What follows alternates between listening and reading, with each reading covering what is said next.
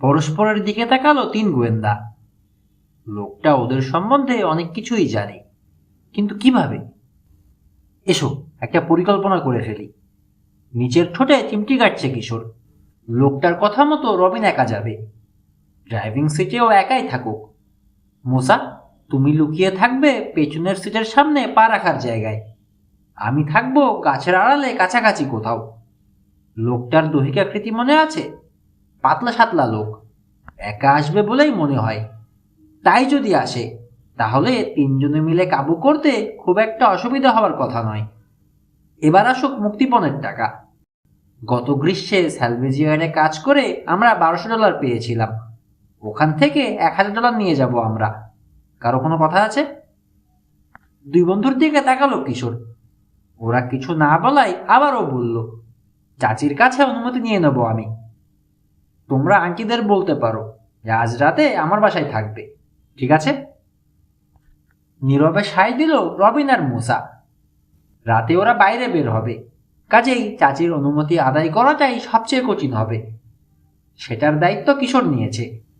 বাসা থেকে অনুমতি পেতে কোনো অসুবিধে হলো না রবিন আর মুসার।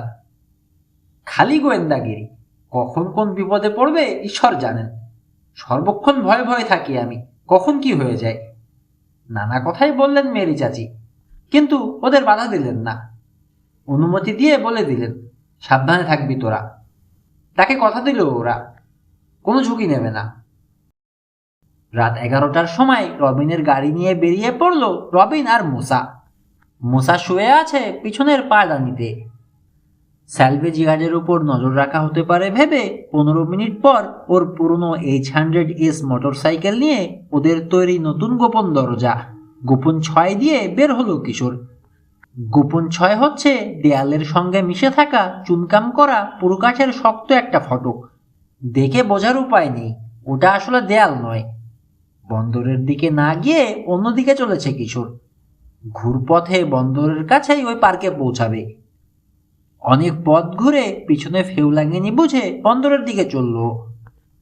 আজ রাতে চাঁদ ওঠেনি। নিশ্চল বাতাসে থোকা থোকা কুয়াশা ভাসছে। পার্কিং লটের কাছে গিয়ে মোটরসাইকেলের ইঞ্জিন বন্ধ করে দিল কিশোর। পূব পার্কিং লটে ঢুকে দ্বিচক্রযানটা পার্ক করে রেখে দেখলো প্রাচীন দুটো বীজ গাছের ছাউনির নিচে গাড়ি রেখেছে রবিন। আচ্ছা ভাবে রবিনকে সামনের সিটে বসে থাকতে দেখলো। মোসা নিশ্চয়ই পিছনে লুকিয়ে শুয়ে আছে। নির্জন পার্ক থমথম করছে। একটা ঝোপের আড়ালে দাঁড়িয়ে অপেক্ষায় থাকলো কিশোর। চারপাশে নজর বুলাচ্ছে। অ্যাসফল্টের উপর পড়া আবছা আলো আর কুয়াশার কারণে কিশোরের প্রথমে মনে হলো নড়াচড়াটা ওর চোখের ভুল। তারপর আবার নড়াচড়া দেখতে পেল। কালো পোশাক পরা একটা মূর্তি নিঃশব্দে রবিনের গাড়ির দিকে এগিয়ে চলেছে। চোখ কুচকে আরো ভালো করে দেখতে চেষ্টা করলো কিশোর। ছায়া থেকে বেরিয়ে এসেছে লোকটা। এখন সরাসরি রবিনের গাড়ির দিকে দৌড়ে চলেছে। টান টান উত্তেজনা অনুভব করলো কিশোর। লোকটা গাড়ির প্যাসেঞ্জার সাইডের জানালা দিয়ে কি যেন ছুড়ে দিয়েছে ভিতরে। কি? কে লোকটা? কিশোর চিন্তা করলো, ঘাও করবে না কি ও? নিজেকে সাবধান করলো, পরিকল্পনা মতো কাজ করতে হবে। আগে মুসা আর রবিন লোকটাকে ধরুক, তারপর সাহায্য করতে হাজির হবে ও। না থেমে দৌড়ে চলে গেল লোকটা। কিশোর ছোট মাইক্রোফোনে রবিনের গলা শুনতে পেল কিশোর। কি রবিন? লোকটা একটা চিঠি ফেলে গেছে। কাগজের ভাঁজ খোলার আওয়াজ শুনতে পেল কিশোর। জোরে জোরে পড়ল রবিন গাড়ির ভিতরের হলদে বাতির আলোয়। ওর পড়া শেষ হতে কিশোর জানতে চাইল লোকটার চেহারা ও দেখেছে কিনা। না, শুধু পিঠ দেখেছি।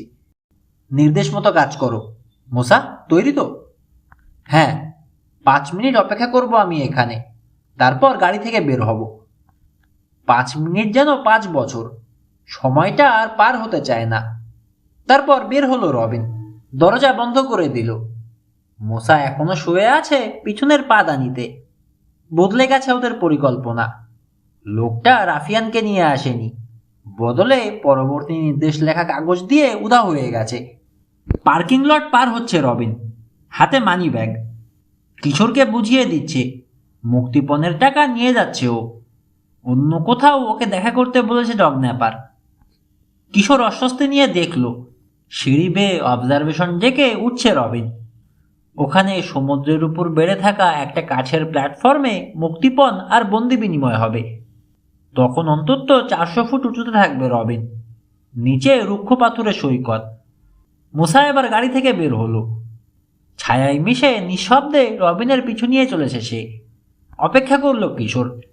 ডগন্যাপারের দেওয়া কাগজে লেখা আছে রবিনকে অবজারভেশন ডেকে যেতে হবে। মুসাও সেদিকেই চলেছে। সিঁড়ি বেয়ে উঠছে। চোর! ট্রান্সমিটারে রবিনের চিৎকার শুনতে পেল কিশোর। মুসাকে দৌড় দিতে দেখল।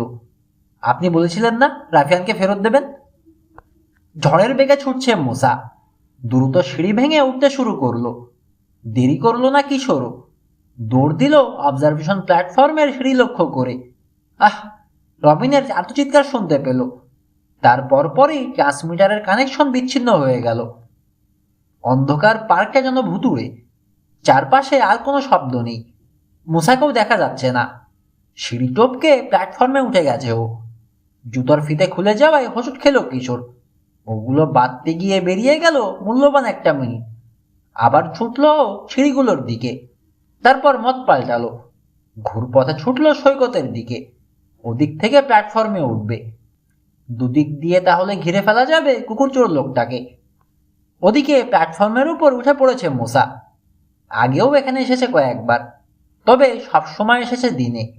কিন্তু এখন চারপাশে ঘন কুয়াশার রাজত্ব। 1 হাত সামনেও দেখা যায় না। রবিনের অস্ফুট কথা শুনেছে মুসা। বুঝতে পারছে বিপদে পড়েছে রবিন। ওর সাহায্য দরকার। কিন্তু কোথায় রবিন? সাদা কুয়াশার দেয়ালের কারণে কিছুই তো দেখা যাচ্ছে না। কোনো আওয়াজই নেই। রবিন! ডাকলো। এখন আর ওদের পরিকল্পনা কাজে আসবে না। রবিন! প্ল্যাটফর্মের কিনারায় চলে এসেছে ও। আর একটু হলেই নিচে পড়তো। একেবারে শেষ সময়ে সামলে নিল। এই দিক দিয়ে আরেক প্রস্থ সিঁড়ি নেমে গেছে সৈকতে। জবাব দিল না রবিন। আরো কয়েকবার ডাকলো মুসা। সাড়া নেই কোনো। গা ছমছম করা নীরবতা। শিউরে উঠল মুসা। এই একটু আগে প্ল্যাটফর্মের উপর দুজনের উপস্থিতি টের পেয়েছে ও। রবিন আর ডগন্যাপার গেল কোথায়? নিস্তব্ধ সৈকত, নির্জন। এত রাতে কেউ নেই আর। প্ল্যাটফর্মে ওঠার সিঁড়িটা খুব সরু। ওটার কাছে পৌঁছে একটু থামল কিশোর। টর্চ জেলে বালিতে পায়ের ছাপ দেখল। কোনোটাকেই নতুন মনে হলো না। তাহলে এদিক দিয়ে নামেনি এখনো ডগন্যাপার আর রবিন বা মুসা। সিঁড়ি বেয়ে প্ল্যাটফর্মে উঠে এলো। কুয়াশার কারণে নিজেকে ওর প্রায় অন্ধ বলে মনে হচ্ছে। বেশ কিছুটা দূরে একটা আওয়াজ শুনতে পেল। থমকে দাঁড়ালো কিশোর। টর্চ নিভিয়ে দিয়েছে। রবিন না মুসা কে করলো আওয়াজটা বুঝতে পারল না। একটা অস্ফুট চিৎকার ভেসে এলো কুয়াশার ভিতর থেকে। ও ডাকলো, রবিন? মুসা? গলা কেঁপে গেল কিশোরের। কিশোর, আমি এখানে। মুসার গলা। কুয়াশার ভিতর থেকে বেরিয়ে এলো একটা ছায়া মূর্তি। রবিন কোথায়? জানি না, হাঁপাচ্ছে মুসা। ডগন্যাপারের সঙ্গে ছিল। তারপর কোনো গন্ডগোল হয়ে গেছে। সব গোলমাল হয়ে গেল, বলল বিব্রত কিশোর। রাফিয়ানকে তো আমরা ফেরত পাইনি, এখন রবিনও নিখোঁজ। চোরটা নিশ্চয়ই রবিনকে বেশি দূর নিয়ে যেতে পারেনি, বলল মুসা। এক কাজ করি, এসো। তুমি প্ল্যাটফর্মের উত্তর দিকটা দেখো, আমি যাচ্ছি দক্ষিণ দিকটা খুঁজতে। মানসিকভাবে দুর্বল বোধ করছে মুসা। যতই জোর দিয়ে কথা বলুক না কেন, ও নিজেই বুঝতে পারছে। পার্শ্ববর্তী টিলার সারিতে 2 বার খুঁজেছে ও। রবিনের চিহ্নও দেখেনি। কিছু ফেলে যায়নি রবিন সূত্র হিসাবে। ওকে যে ধরে নিয়ে গেছে সেও কোনো চিহ্ন ছাড়াই উধাও হয়েছে। কিশোর চলে যাওয়ার পর একটা কথা মনে এলো ওর। রবিন কোথায় থাকতে পারে এখন মনে হয় আন্দাজ করতে পারছে ও। গুহা। রকি বিচের টিলাগুলোতে গুহার কোনো অভাব নেই। ওগুলোর একটাতে হয়তো লুকিয়ে আছে রবিন। গ্রানিটের টিলায় উঠবার সহজ একটা পথ খুঁজতে শুরু করলো মুসা। বাম দিকে টিলার গায়ে ঝোপের ভিতর দিয়ে সরু একটা পথ আছে, যদি অবশ্য চোখের ভুল না হয়। ওদিকে এগোলো। ঠিক তখনই পিছনে একটা আওয়াজ শুনতে পেল। বন্যার স্রোতের মতো স্বস্তি অনুভব করলো অন্তরে। নিশ্চয়ই রবিন। মুসা ঘুরবার আগেই একটা লোহার চেন ওর গলা পেঁচিয়ে ধরল। পিছন থেকে কেউ জোর টান দিচ্ছে। ভারসাম্য হারাতে শুরু করলো মুসা। গলায় শক্ত হয়ে চেপে বসছে চেইনটা, শ্বাস আটকে আসছে। দু হাতে ধরে চেইনটা গলা থেকে ছোটাতে চেষ্টা করলো, আর তখনই একটা রুমাল চাপ দিয়ে ধরা হলো ওর নাকে। রুমালটাই কেমন একটা মিষ্টি গন্ধ। ছুটতে চেষ্টা করলো মুসা, কিন্তু ততক্ষণে অনেক দেরি হয়ে গেছে। ভারী আচ্ছন্ন বোধ করলো মুসা। চোখের সামনে দুনিয়াটা যেন চরকির মতো ঘুরছে। জ্ঞান হারাবার আগে ওর শেষ চিন্তা এলো, টিলা থেকে পড়ে গেলে মরতে হবে। তারপরেই অচেতন হয়ে লুটিয়ে পড়ল। প্ল্যাটফর্মের উত্তর প্রান্তে চলে এসেছে কিশোর। কোনো লাভ হলো না, রবিন নেই এদিকে। এবার বৃত্তাকারে প্ল্যাটফর্মটাকে ঘিরে এগোলো। দক্ষিণ দিকে পৌঁছেও মুসার কোনো দেখা পেল না।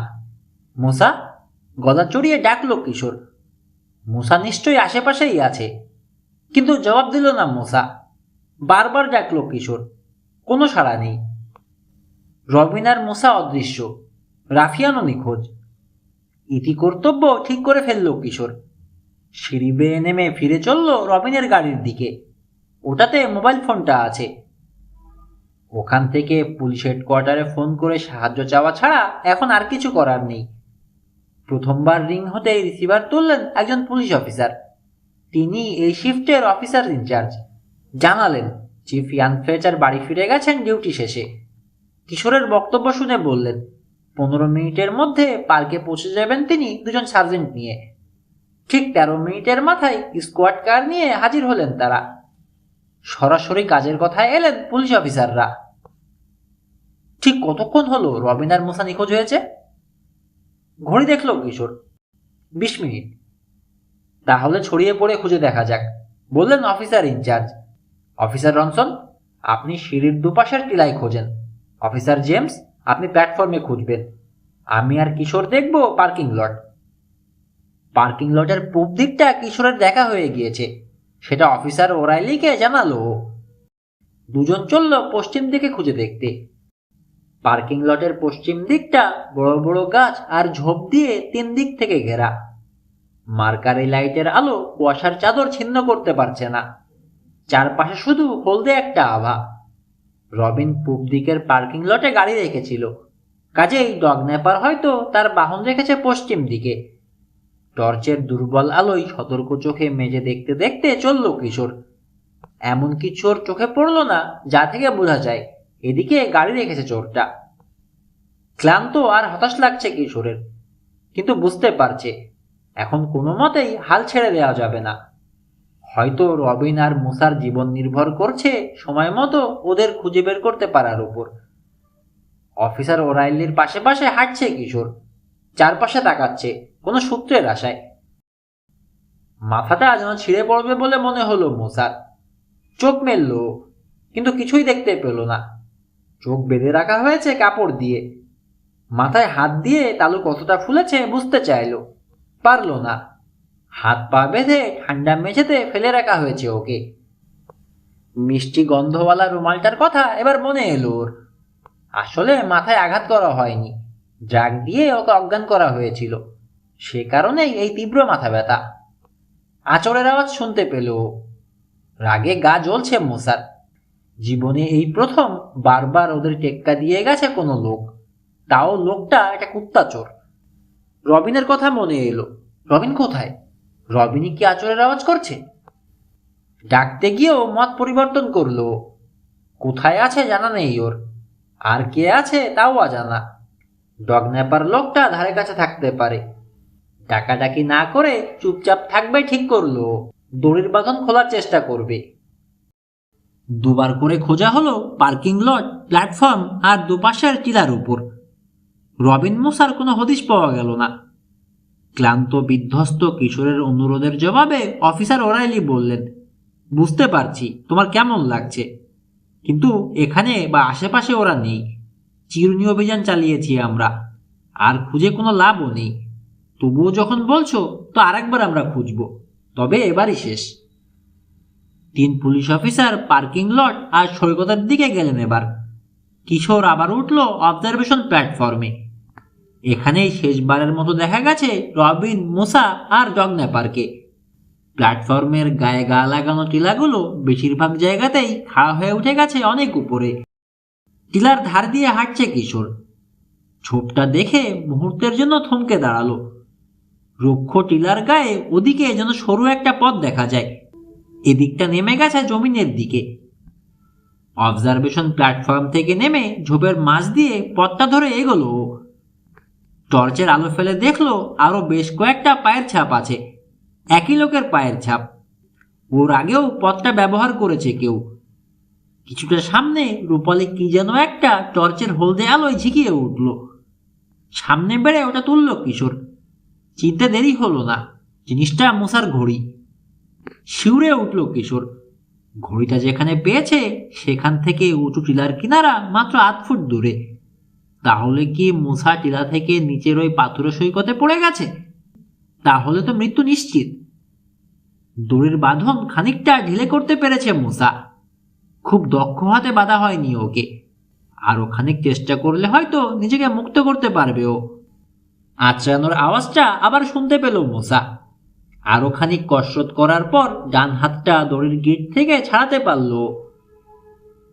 এখন পর্যন্ত কিডন্যাপারের উপস্থিতির কোনো আলামত টের পাওয়া যায়নি। হাতের বাঁধন খুলে চোখের বাঁধনটাও খুলল মুসা। এবার পায়ের বাঁধন খুলতেও দেরি হলো না। প্রায় অন্ধকার একটা ঘরে আছে ও। অতি সামান্য যে আলোটুকু আসছে সেটা আসছে কয়েকটা জানালার তক্তার ফাঁক দিয়ে আর নীল একটা ডিম লাইট থেকে। জানালার কাচ মনে হলো রং করা। জেসিকা স্প্রিঙ্গারের গ্যারেজে আছে কিনা ভাবলো মুসা। স্বল্প আলোয় চোখ সয়ে আসার পর একটা লনমোয়ারের আবছা আকৃতি দেখতে পেল। একটা ওয়ার্কবেঞ্চও আছে ঘরে। এবার অন্যদিকে তাকালো। ধূসর গাড়িটা দেখতে পেল। আস্তে আস্তে উঠে দাঁড়ালো।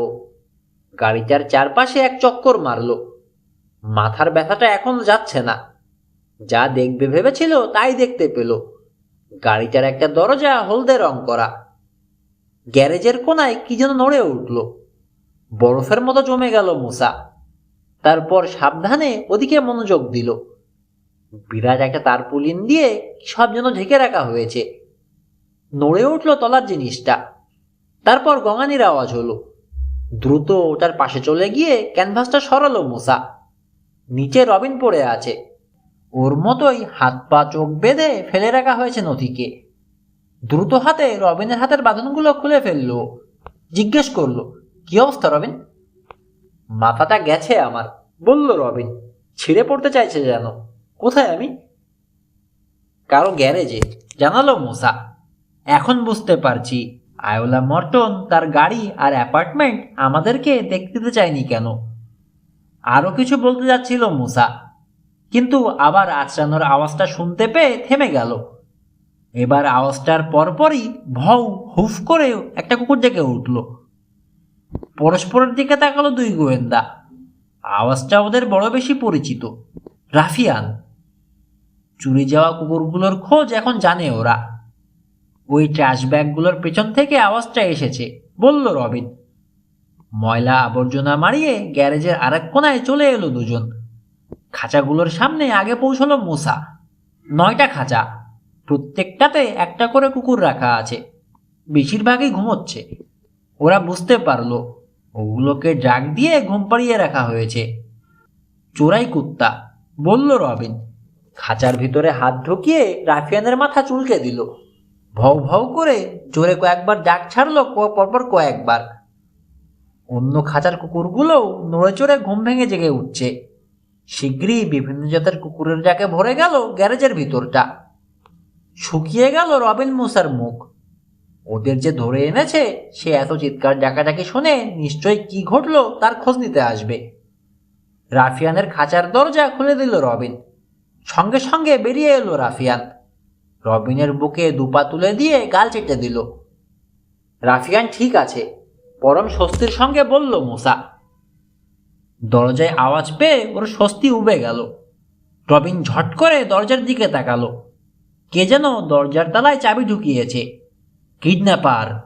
দ্রুত গ্যারেজের চারপাশে তাকিয়ে লুকোনোর জায়গা খুঁজল দুই গোয়েন্দা।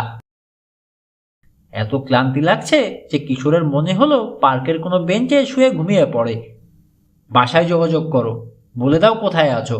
আমরা চললাম বলে তৃতীয়বার খোঁজার শেষে বিদায় নিয়েছেন 3 পুলিশ অফিসার।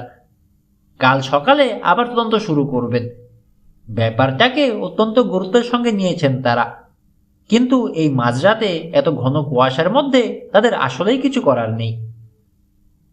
হতাশ হয়েছে কিশোর, কিন্তু তাদের থাকতে অনুরোধ করতে পারেনি। বুঝতে পারছে ওরও বাড়ি ফিরে যাওয়া উচিত, কিন্তু ফিরবে কি করে? কি করে কারো সামনে মুখ দেখাবে ও? বাবা মাকে ওর বাড়িতে থাকবে বলে এসেছিল রবিন আর মোসা, এখন ওরা নিখোঁজ, হয়তো মারাত্মক বিপদের মধ্যে আছে। আরও ফিরে যাবে? তা হয় না। একটা বেঞ্চে বসলো কিশোর। অফিসার ওরাইলির বলা বাসায় যোগাযোগ কথাটা বারবার ওর মনের ভিতর ঘুরে ফিরে আসছে। মন বলছে কথাটা আগেও কোথাও শুনেছে ও, কিন্তু সত্যিই শুনেছে? কোথায় সেটা? কপাল টিপে ধরল কিশোর। মনে হচ্ছে দুনিয়াতে ও ছাড়া আর কেউ নেই। থমথম করছে গোটা পার্ক। কুকুর চুরির রহস্য নিয়ে ভাবতে শুরু করলো। সেই প্রথম থেকে কি কি ঘটেছে একে একে মনের মধ্যে নেড়েচেড়ে দেখছে। বাসায় যোগাযোগ করো। এবার মনে পড়ল ওর প্রথম যেদিন কলি চুরির পর ডগ হাউসে গেল ওরা, তখন আয়োলা মর্টন ফোনে বাসায় যোগাযোগ করবে বলে খানিকক্ষণের জন্য চলে গিয়েছিল। এখন পরিষ্কার মনে পড়ছে তরুণী বলেছিল বাড়িতে বাবা মার সঙ্গে যোগাযোগ করে বলবে সে কোথায় আছে, তাকে বাড়তি ডিউটি দিতে হবে, সেটা জানাতে গিয়েছিল আয়োলা। কিন্তু পরে অন্য সময় কথায় কথায় বলেছিল চাকরিটা তার খুব দরকার, গাড়ির তেল, মেরামতির খরচ আর অ্যাপার্টমেন্টের ভাড়া দিতে পারা নিয়ে চিন্তিত ছিল। আরও একবার বলেছিল তার অ্যাপার্টমেন্টে ওরা যাতে না যায়, অ্যাপার্টমেন্ট অগোছালো। এখন কিশোর বুঝতে পারছে আয়োলা চায়নি তারা ওর অ্যাপার্টমেন্টে যাক। গেলে ওরা বুঝে ফেলতো বাবা মাকে ফোন করার কোনো কারণ নেই আয়োলার। আসলে বাবা মার সঙ্গে থাকেই না সে। কোনো সন্দেহ নেই আয়োলা মর্টন মিথ্যা কথা বলেছে। যাকেই সে ফোন করে থাকুক তার বাবা মাকে করেনি, করেছে ডগ ন্যাপারকে। ওরা শ্যারনের বন্ধু জেনে খুব বিস্মিত হয়েছিল আয়োলা, সেই কারণেই সে ফোন করে। ফোন করে কুকর্মের সঙ্গীকে জানিয়ে দেয় ওরা তদন্ত করতে শুরু করেছে, নইলে অত শীঘ্রই ওদের পিছু লেগে যেতে পারত না ডগ ন্যাপার। রাফিয়ানের দায়িত্ব যে ওরা নিয়েছে সেটাও বোধহয় জানিয়েছে।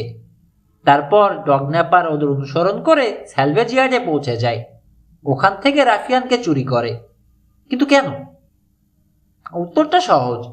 আয়োলা মর্টন যেই বুঝলো যে ওরা কলিটা খুঁজবে তখনই বুঝতে পারলো বিপদে পড়ে যেতে পারে সে। তিন গোয়েন্দার সুখ্যাতি ভালো করেই জানতো সে। কুকুর চুরি পুলিশ হয়তো তেমন গুরুত্বের সঙ্গে নেবে না, কিন্তু তিন গোয়েন্দা বান্ধবীর খাতিরে আপ্রাণ চেষ্টা করবে চোরকে ধরার। আয়োলা চিন্তা করেছে কি করে তিন গোয়েন্দাকে এই কেস থেকে সরিয়ে দেওয়া যায়। রাফিয়ানকে চুরি করলে ওদের হুমকি দেওয়া যাবে যাতে তদন্ত বন্ধ করে দেয়। কিন্তু কিছু একটা গোলমাল হয়ে গিয়েছিল, নইলে ব্যাপারটা এখন কুকুর চুরির চেয়ে অনেক বড় ধরনের অপরাধে পরিণত হয়েছে। কিডন্যাপ করা হয়েছে মোসা আর রবিনকে। কিডন্যাপিং এর শাস্তি অত্যন্ত গুরুতর। পার্কে যা ঘটলো সেটা মনের ভিতর নাড়াচাড়া করলো কিশোর। পরিকল্পনায় পরিবর্তন আনা হলো কেন? রবিন বা মোসা কি ডগ ন্যাপারকে চিনে ফেলেছিল? সেই কারণেই কি ওদের ধরে নিয়ে গেছে? বেঞ্চ ছেড়ে উঠল কিশোর। রবিনের গাড়ির কাছে ফিরে এলো। ইগনিশনে চাবি রেখেই বেরিয়েছিল রবিন। গাড়িটা স্টার্ট দিতে অসুবিধা হলো না। সোজা ডগ হাউসের দিকে ছুটল রবিনের ফক্সওয়াগন। গম্ভীর চেহারায় গাড়ি চালাচ্ছে কিশোর। এখনো অনেক শুধু জোড়া লাগছে না, তবে এটা নিশ্চিত যে রবিন আর মোসার অদৃশ্য হওয়ার সঙ্গে আয়োলা মর্টনের সম্পর্ক আছে। রবিন মোসা লুকানোর জায়গা খুঁজে বের করে পা বাড়াতে পারার আগেই খুলে গেল দরজা। বাইরে থেকে উজ্জ্বল আলো এসে পড়ল গ্যারেজের ভিতর। ভিতরে ঢুকল লোকটা। এখনো তার মুখ ঢেকে রেখেছে রাবারের সেই মুখোশ, হাতে একটা পিস্তল। তাকে দেখেই বিপদ বুঝে ছোট একটা টেবিলের তলায় গিয়ে ঢুকেছে রাফিয়ান। পিস্তলটা রবিন আর মুসার মাঝখানে তাক করে ধরল কিডন্যাপার। গম্ভীর গলায় ধমকে উঠল, খবরদার, কোনো চালাকি নয়, একটু নড়েছ কি মরেছ। পিস্তল নাড়ল সে। এবার যা বলছি করো। লোকটার নির্দেশে রবিনের হাত পা আবার বাঁধতে হলো মুসাকে। এক হাতে পিস্তল তাক করে টেপ দিয়ে মশার কবজি দুটো বেশ কয়েক প্যাচ দিয়ে আটকে দিল লোকটা। কাজ সেরে মুখোশের ভিতর খিকখিক করে হাসলো। ভেবেছিলে পার পেয়ে গেলে না? এত সহজ নয়। আপনি কি পাগল হয়ে গেলেন? বলল মুসা। কুকুর চুরি এক কথা, আর কিডন্যাপিং সম্পূর্ণ আর এক। ধরা আপনি পড়বেনই, আর তখন ভীষণ কড়া শাস্তি হবে। দোষটা তোমার বন্ধু রবিনের, বলল মুখোশ পরা লোকটা। ও যদি টাকাগুলো আপোষে দিয়ে দিত, তাহলে আমি জানিয়ে দিতাম কোথায় রাফিয়ানকে পাওয়া যাবে। কিন্তু ও টাকা হাতছাড়া করতে চাইল না। তারপরও মুখোশ টান দিল। হয়তো চিনে ফেলেছে আমাকে, কাজেই ওকে টাকা শুধু ধরে আনতে হলো। শীঘ্রই জেলে পৌঁছবেন আপনি, বলল রবিন। অসম্ভব, ঠিক করে হাসলো মুখোশ পরা লোকটা। আমার বিরুদ্ধে সাক্ষ্য দেবে কি? ছোটখাটো কয়েকটা কাজ সেরে নি, তারপর সমস্ত প্রমাণ নষ্ট করে সরে পড়বো আমি। আপনার সঙ্গিনীকে ফেলে চলে যাবে? চট করে প্রশ্ন করল মুসা। থেমে গেল কিডন্যাপার। তারপর প্রশংসার সুরে বলল, ভেরি গুড মুসা আমান, আমাকে প্রায় বোকা বানিয়ে দিয়েছিলে। যাক, তাতে কিছু আসবে যাবে না। আমার সামনে আর কোনো পথ খোলা রাখুনি তোমরা। এখন ইচ্ছের বিরুদ্ধে কাজ করতে হবে আমাকে। কি বলতে চান আপনি? শঙ্কিত বোধ করতে শুরু করলো মুসা। হাতের প্লাস্টিকের টেপ খুলতে চেষ্টা করে দেখল, কাজটা অসম্ভব। সত্যি আমার সামনে আর কোনো পথ খোলা নেই। যেন আপন মনে বলছে কিডন্যাপার, তোমাদেরকে চিরতরে গায়েব করে দিতে হবে এখন। এখন সুখবর হচ্ছে কুকুরগুলো আপাতত বাঁচবে, ঠাট্টার সুরে বলল পিস্তলধারী কিডন্যাপার। আর দুঃসংবাদ হচ্ছে মরতে হবে তোমাদের দুজনকে। রবিন চুপ করে শুনছে লোকটার কথা। মুসা চিন্তা করে দেখল, লোকটাকে যদি কথা বলিয়ে সময় আদায় করা যায়, তাহলে হয়তো বাঁচার একটা সুযোগ ওরা পেতেও পারে। বাঁচার কোনো না কোনো পথ নিশ্চয়ই আছে। একটু পরেই পুলিশ নিয়ে এখানে চলে আসবে কিশোর, জোর দিয়ে মিথ্যাটা বলল মুসা। তোমার বোন তো জানেও না তোমরা কোথায় আছো। তার সেই খিকখিকে হাসি হাসলো কিডন্যাপার। কথাটা সত্যি হওয়ার সম্ভাবনাই বেশি, তিক্ত মনে ভাবল মুসা। ওদিকে রবিন লোকটার গলার আওয়াজ থেকে পরিচয় জানার চেষ্টা করছে। লোকটা কি হ্যারল্ড মুর? মনে তো হচ্ছে না, নিশ্চিত হওয়া যাচ্ছে না। আর এই জায়গাটা জেসিকা স্প্রিঙ্গারের গ্যারেজও হতে পারে। কুকুর চুরি করলেন কেন আপনি? জিজ্ঞেস করল মুসা। দেহের ভর এক পায়ে চাপালো কিডন্যাপার। তোমাদের বলা যায়, তোমরা তো আর অন্য কাউকে বলতেও পারবে না। খবরের কাগজে পড়েছিলাম, ব্রিডাররা ল্যাবগুলোকে কুকুর সরবরাহ করে প্রচুর রোজগার করে। চিন্তা করে দেখলাম আমিও তো কাজটা করতে পারি, কিন্তু ব্রিডিং শুরু করার মতো টাকা ছিল না আমার। সহজ পথটাই বেছে নিলাম, চুরি করতে শুরু করলাম কুকুর। এর মধ্যে 6টা ল্যাবের সঙ্গে চুক্তিও হয়ে গেছে আমার। তোমাদের খতম করে দিয়েই আমি চলে যাব কাছের একটা গ্রামে। কেউ জানতেও পারবে না, আমার মতো এক ভয়ঙ্কর খুনি গ্রামে চলে যাবে। একটু থামলো সে, তারপর বলল, জানো এক একটা কুকুর বিক্রি করে কত টাকা পাবো আমি? $1000। রীতিমতো বড়লোক হয়ে যাব। আর তা যদি হতে নাও পারি, যদিও তার সম্ভাবনা নেই, তবে কুকুরের খাঁচা পরিষ্কার করার চেয়ে এই কাজটা অনেক ভালো। রকফেলার 1 লাখেই কলি ফেরত নেবে আশা করি। অন্যগুলোও বিকিয়ে যাবে ভালো দরে। লোকটা থামতেই রবিন মুসার দিকে তাকালো। মুসা, কুকুরের খাঁচা পরিষ্কার করার কথা বলেছে, এর মানে বুঝেছ? পায়খানা পরিষ্কার। এখন বুঝতে পারছো কে কিডন্যাপার? মিস্টার মিলহেজার, পার পাবেন না আপনি, শীতল স্বরে বলল মুসা। ক্ষণিকের জন্য চুপ হয়ে গেল মুখোশধারী। তারপর মুখোশটা একটানে খুলে ফেলল। ঠিক আছে, তোমাদের বুদ্ধি আছে মানছি। ভালোই হলো, মুখোশটা আর পরে থাকতে হবে না। এমনিতেই ওটা পরে গরমে হাঁসফাঁস করছিলাম। এবার আমি যাচ্ছি, একটা ফোন করতে হবে। কাজটা সেরেই ফিরে আসবো তোমাদের ব্যবস্থা করতে। সত্যি আমি দুঃখিত, কিন্তু আমার সামনে আর কোনো পথ খোলা রাখোনি তোমরা। পিছিয়ে গেল নিক মিলহেজার। তারপর দরজাটা বন্ধ করে তালা মেরে দিয়ে চলে গেল। ডগ হাউসের পোর্টিকোর নিচে রবিনের গাড়ি যখন থামালো কিশোর, তখন মাত্র পূবাকাশে মুখ তুলেছে সূর্য। অফিসের দরজাটা দড়াম করে খুলে গেল। প্রায় ছুটে বের হলো আয়োলা মর্টন। পোর্টিকোতে গাড়িটা যেন খেয়ালও করলো না। কাকে যেন কি সব বলতে বলতে ছুটছে তরুণী। গাড়ির কাছ নামালো কিশোর তার কথা শুনবার জন্য। ভিতরের কারো কাছে ক্ষমা প্রার্থনা করছে আয়োলা। বলছে অত্যন্ত জরুরি কাজ পড়ে যাওয়ায় এক্ষুনি তাকে বাড়ি যেতে হচ্ছে। সিটে নিচু হয়ে বসলো কিশোর, যাতে ওকে দেখতে না পায় আয়োলা মর্টন। তরুণী খানিকটা দূরে চলে যাওয়ার পর মাথা তুলল। খুব তাড়াহুড়ো করে ছুটছে তরুণী। সে ডগ হাউস ভ্যানে চড়ে বসার আগে পর্যন্ত অপেক্ষা করলো কিশোর। তারপর ভ্যানটা রাস্তায় নামার পর অনুসরণ শুরু করলো। বেশ খানিকটা দূরত্ব বজায় রাখলো, যাতে ও পিছু নিয়েছে সেটা সহজে টের না পায়। রবিনের গাড়ির রংটা ওকে সাহায্য করছে। এই গাড়িটা আয়োলা মর্টন আগে দেখেনি। ধৈর্য ধরে পিছু লেগে থাকলো কিশোর। বুঝতে পারছে আয়োলা মর্টন ওকে রবিন আর মুসার কাছে পৌঁছে দেবে। হঠাৎ একটা কথা মনে পড়লো ওর। মোবাইল ফোনটা ব্যবহার করলে কেমন হয়? পুলিশে যদি ফোন করে বলি। প্রথমবার রিং হতেই ক্যাপ্টেন ইয়ান ফ্লেচার ধরলেন। 8 মিনিট কিশোরের বক্তব্য শুনেই বললেন, তুমি পেছনে লেগে থাকো, কোন স্ট্রিটে আছো বলো, আমি ব্যারিকেডের ব্যবস্থা করছি। লাইমস্টোন স্ট্রিট স্যার, মে ফ্লাওয়ার দিকে যাচ্ছি। আমি ওয়্যারলেস করে দিচ্ছি। লাইন কেটে গেল। এত তাড়াতাড়ি আপনার কাজ শেষ হয়ে গেল? নিক মিলহিজার ফিরতেই শুকনো গলায় জিজ্ঞেস করলো মুসা। জবাব না দিয়ে পিস্তলটা কোমরে গুঁজল মিলহিজার। বলল, এটা একটা খেলনা পিস্তল ছিল। যদি আগে জানতে তাহলে আমাকেই বরং বন্দি করে ফেলতে পারতে তোমরা, কিন্তু আফসোস তোমরা ধরতে পারোনি। এবার পকেট থেকে ছোট একটা চামড়ার থলে বের করলো মিলহিজার। ওটা থেকে সিরিঞ্জ আর অ্যাম্পুল বের হলো। সোডিয়াম পেন্টোবারবিটাল, বলল মিলহিজার। আধ অ্যাম্পুল ইনজেক্ট করলেই চিরতরে ঘুমিয়ে পড়বে তোমরা, আর কখনো সে ঘুম ভাঙবে না। আপনি আমাদেরকে খুন করবেন? অবিশ্বাস ঝরল মুসার কণ্ঠে।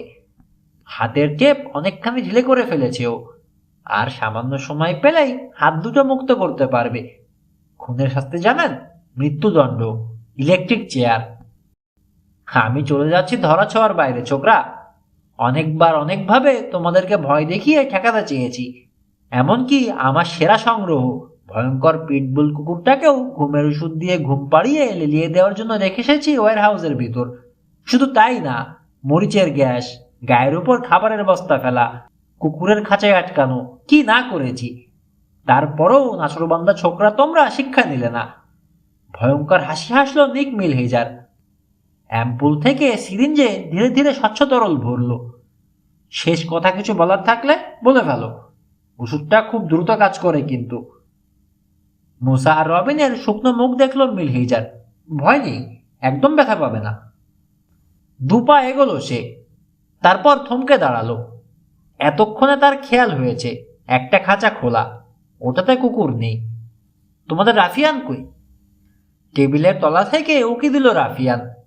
সঙ্গে সঙ্গে রবিনও চিৎকার করে উঠল, ছু রাফিয়ান!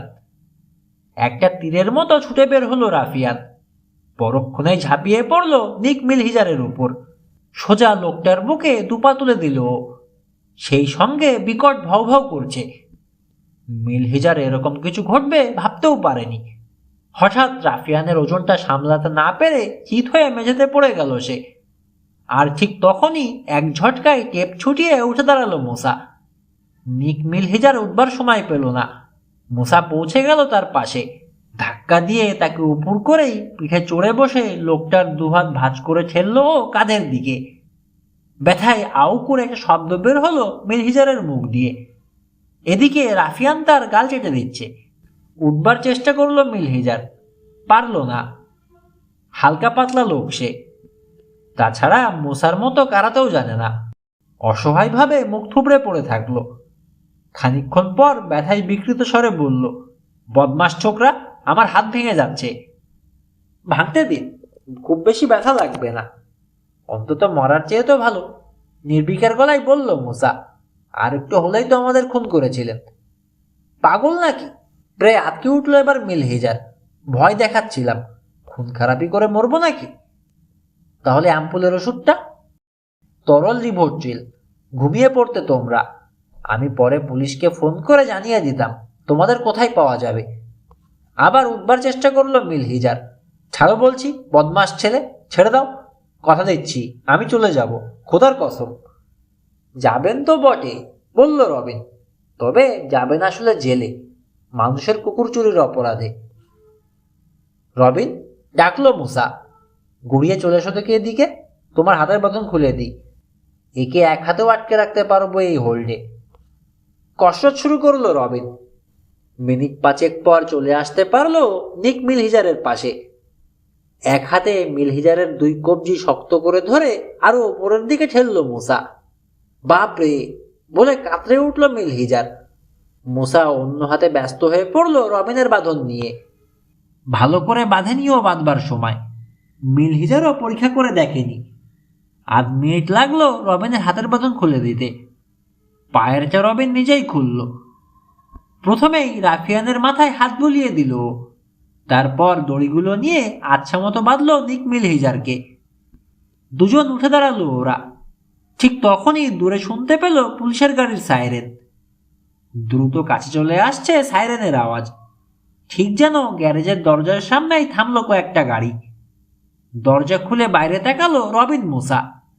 দেখলো পুলিশের গাড়ি থেকে নামছেন ক্যাপ্টেন ইয়ান ফ্লেচার। একজন পুলিশ অফিসার হাত কড়া পরানো আয়োলা মর্টনকে ধরে নামালেন।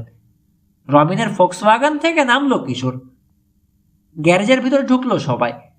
রবিন মুসাকে নিরাপদ দেখে স্বস্তির শ্বাস ফেলল কিশোর। আয়োলা মর্টনকে দেখেই চোখ বিস্ফারিত হয়ে গেল মিলহিজারের। বলে উঠল, গাজী কোথাকার, সঙ্গে করে পুলিশ নিয়ে এসেছ। তোমার কথায় যদি এই বদমাস ছোকরাদের না ঘাটাতাম, তাহলে এখন হয়তো নিশ্চিন্ত থাকতাম আমি। ওদের নেড়িকুত্তাটাকে চুরি করতে বলেই আমার সর্বনাশ করলে তুমি। কি আমি বলেছি? ফুঁসিয়ে উঠল আয়োলা মর্টন। আর তুমি, তুমি দুধে ধোয়া তুলসী পাতা? মুক্তিপণ চাইল কে? আমি ডগ হাউস থেকে কুকুর চুরি করতে মানা করেছিলাম না? বাহাদুর, কিছু হবে না বলে। বলছিলাম না শ্যারন মেয়েটা তিন গোয়েন্দার বন্ধু, তাকে ঘাটালে ধরা পড়ে যাব আমরা। আপনিই তাহলে তালায় আঁচড় কেটেছিলেন? জিজ্ঞেস করলো কিশোর। আস্তে করে মাথা দোলালো নিক মিলহিজার। পুলিশ মনে করেছিল তালাটা জোর চুরি করে খোলা হয়েছে। আর আপনি আয়োলা? তরুণের দিকে ফিরল কিশোর। আপনি হুমকি দিয়ে ডগ হাউসে ফোন আসে এটা বলেছিলেন, সেটা নিশ্চয়ই মিথ্যা ছিল। গাড়ি নষ্ট হয়েছে সেটাও নিশ্চয়ই বানানো কথা। আমি আমার দোষ স্বীকার করে নিচ্ছি, পরাজিতের মতো বলল আয়োলা মর্টন। মিস্টার মিলহিজার, আপনি আমাদের গাড়ি চার্জ করেছিলেন তাই না? জিজ্ঞেস করলো মুসা। হ্যাঁ, পিটবুলটাকে ওয়্যার হাউসে সামলাতে গিয়ে এক্সেলসিওর ল্যাবের কার্ডটা পড়ে গিয়েছিল, ওটা খুঁজছিলাম। একটু থামলো মিলহিজার, তারপর বলল, দেখো আমাদের দোষগুলো বড় কিছু নয়, কয়েকটা কুকুর শুধু চুরি করেছি আমরা। আস্তে করে মাথা নাড়লেন ইয়ান ফ্লেচার। এতক্ষণ কথা শুনছিলেন। ভুল বললে তুমি মিলহিজার। মুক্তিপণ চেয়ে বড় অপরাধ করেছো তোমরা। তারপর কিডন্যাপ করেছো রবিন আর মুসাকে। এগুলো মারাত্মক অপরাধ। আমি জানতে চাই ওদের কিডন্যাপ করলে কিভাবে? হাল ছেড়ে দিল নিক মিলহিজার। স্বীকারোক্তির সুরে বলল, রবিন যখন টাকা হাতছাড়া করতে রাজি হলো না, তারপর আমার মুখোশ ধরে টান দিল, তখন ভাবলাম ও আমাকে চিনে ফেলেছে।